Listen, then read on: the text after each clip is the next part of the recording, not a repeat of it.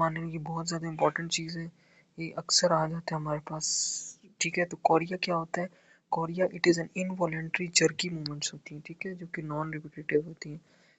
अब हम लोग डिजीज़ पढ़े हंटिंगटन्स, हंग नहीं हंटिंगटन। अब ये ऑटोसोमल डोमिनेंट होती है, ठीक है, ये पता होती है हमें। बहुत डेथ हो जाती है 15 से 20 साल बाद जब डायग्नोस होती है। तो इस डिजीज में क्या होता है? It is due to the single gene defect that is present on the chromosome number 4। Single gene defect होता है that is present on the chromosome number 4। This gene encodes a protein that is known as Huntington's and the codon CAG जो होगा वो भी repeatedly present होगा more time than the normal। अब symptoms क्या आते हैं इसमें हमारे पास? Number 1 is कोरीफॉर्म। अब कोरीफॉर्म ऊपर हम पढ़ के आएंगे क्या होती है? Involuntary movement. तो सबसे पहले इनवॉलंटरी जर्की मूवमेंट्स होंगी, ट्विचिंग होगी फेस की, ठीक है। फिर इसके बाद होगी डिमेंशिया, लॉस ऑफ मेमोरी हो जाएगा, ठीक है। अब ये क्यों हो रहा है? नीचे रीजन लिखिए। In this the GABA secreting neurons and acetylcholine secreting neurons of the striatonigral pathway inhibiting pathway degenerate। ठीक है, क्योंकि हम वहाँ पे पढ़ के आए हैं ना, यहाँ पे आपको देखा भी था, ये देखिए स्ट्राइटोनाइग्रल पाथवे में क्या होता है? गाबा प्रोड्यूस होता है और एसिटाइलकोलिन होता है, ठीक है। तो इसमें भी यही होता है कि ये डीजनरेट कर जाते हैं। तो जब डीजनरेट कर देंगे, नीचे क्या लिखा हुआ है? This results in dopamine secreting neurons of substantia nigra to become overactive। फिर ये ओवर एक्टिव हो जाएंगे डोपामीन प्रोड्यूसिंग न्यूरॉन्स। सो अगर ओवर एक्टिव हो जाएगा नाइग्रोस्ट्राइटल पाथवे तो फिर क्या हो जाएगा हमारे पास? It causes the involuntary movement known as chorea.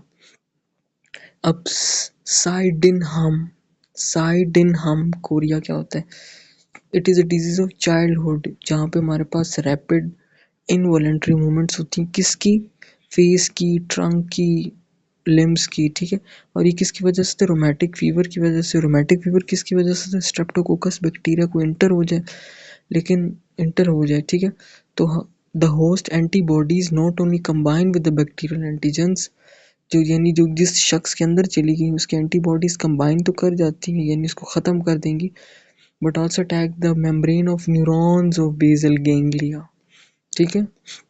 अब हेमीबलिस्मस किसकी वजह से होता है? Lesion with contralateral subthalamic. Hemiballismus, ballismus L और एस आ रहा है, इधर भी सबथैलेमिक कुछ मिलता जुलता नाम है, ठीक है। हेमीबलिस्मस में क्या फ़र्क होगा और सिंडेहा में? इधर भी होगी इनवॉलेंट्री मूवमेंट होगी, confined to but just one side of the body. Very very important. Hemi means आधा होता है ना, हेमी मीन्स तो आधा होगा, वन साइड होगी।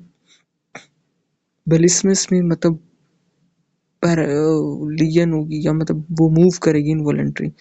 And the limb suddenly flies about out of control in all direction.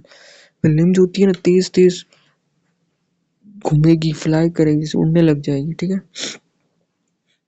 तो ये जो लीजन्स लिखी हैं बड़ी इंपॉर्टेंट है। एथिटोसिस ग्लोबस पैलिडस, एजी याद रखना, एजी chorea lesion of the neurons of nigrostriatal inhibiting pathway, यानी कोरिया ये होता है, ये वाला कोरिया मैंने ऊपर एरो लिखा हुआ है। कौन से? स्ट्राइटोनाइग्रल path neurons of neurons in the neurons in the lesion of the neurons of nigrostriatal inhibiting pathway, ठीक है। पार्किंसन में क्या लिखना है? It is caused by the lesion of the nigrostriatal pathway of the substantia nigra fibers या pathway लिखा। हेमीबलिस्मस ऊपर ही लिखा हुआ है सबसे ऊपर, ballismus lesion in the contralateral subthalamic nucleus, ठीक है। ये हो गया। अब ये जो हम लोग ट्रैक फाइबर्स पढ़ रहे थे कॉर्पस स्ट्राइटम के एफरेंट वाले, एफरेंट फाइबर में एक होते हैं नाइग्रोस्ट्राइटल फाइबर, ये याद रखनी है कि जो न्यूरॉन्स होते हैं ना, नाइग्रोस्ट्राइटल शो कर रहा है नाम से ही, ये एफरेंट है यानी स्ट्राइटम की तरफ जा रहा है। किधर से जा रहा है? नाइग्रो यानी सबस्टेंशिया नाइग्रा से स्ट्राइटम के अंदर जा रहे हैं। स्ट्राइटम के अंदर कौन से 2 पार्ट आते हैं, हम पढ़ के आए हैं। स्ट्राइटम के अंदर वो 2 पार्ट आते हैं जो हम लोग डायग्राम बनाते हैं, जिसके सर्किट बनाते हैं, कॉर्डेट और प्यूटामेन आते हैं स्ट्राइटम के अंदर।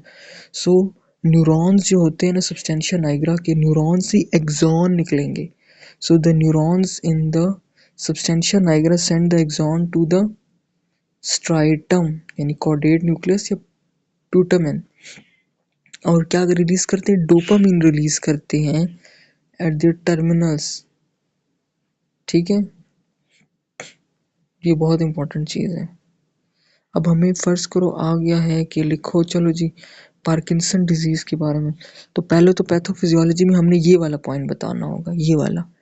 ठीक है, इट इज कॉज्ड, क्या लिखेंगे, it is caused as we know that it is caused by the, ये जो लिखी है ना बात, इसको भी मिलाएंगे तो पार्किंसन डिजीज की पैथोफिजियोलॉजी आएगी। हम लिखेंगे it is caused by the lesion of the nigrostriatal fibers of the substantia nigra, यही वाली जो बात हुमायूं भाई ने, it is caused by the lesion of the nigrostriatal pathway of the substantia nigra and लिखेंगे, ये लिखेंगे, फिर लिखेंगे it is caused by the lesion, ये जो नीचे बात लिखी हुई है, it is caused by the degeneration of the neurons of substantia nigra, जैसे यहाँ पे लिखी है, ये बहुत इंपॉर्टेंट।